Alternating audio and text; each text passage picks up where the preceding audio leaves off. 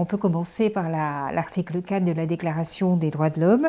La liberté consiste à pouvoir faire tout ce qui ne nuit pas à autrui. Ça veut dire que la liberté de l'homme se définit par rapport à ceux qui vivent autour de lui, qui à la fois la déterminent, mais également la limitent.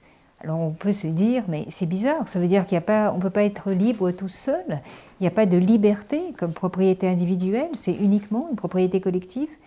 Eh bien oui, justement, c'est ça ce qu'il y a d'extraordinaire dans le républicanisme, c'est qu'il permet de concilier la liberté de l'homme seul et la liberté de l'homme en société. Alors la liberté de l'homme seul, qu'est-ce que c'est?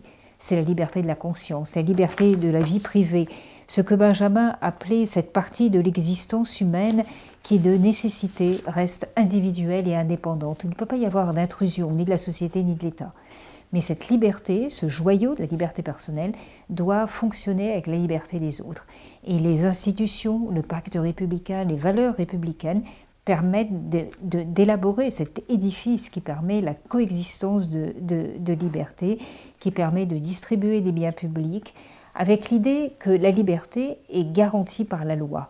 Elle se développe dans le cadre de la loi. Elle n'est pas créée par la loi. Il reste toujours ce fond de liberté personnelle qui ne peut jamais être éliminé. La liberté républicaine, ce n'est pas la liberté rousseauiste où la liberté est donnée à l'homme par la loi. Non, dans la liberté républicaine, on a un substrat de liberté personnelle qui appartient toujours à l'individu. Alors j'insiste sur cela parce qu'aujourd'hui, dans un monde où la vie privée est de plus en plus menacée, où l'exhibitionnisme est courant, où on peut dire n'importe quoi sur n'importe qui, où les réseaux sociaux, d'une certaine manière, encouragent une manière de se montrer, garder cette vigile, en quelque sorte, de la liberté personnelle et exiger toujours de trouver un mode de conciliation entre la liberté personnelle et la liberté de tous, c'est vraiment ce qu'il y a au cœur du système républicain.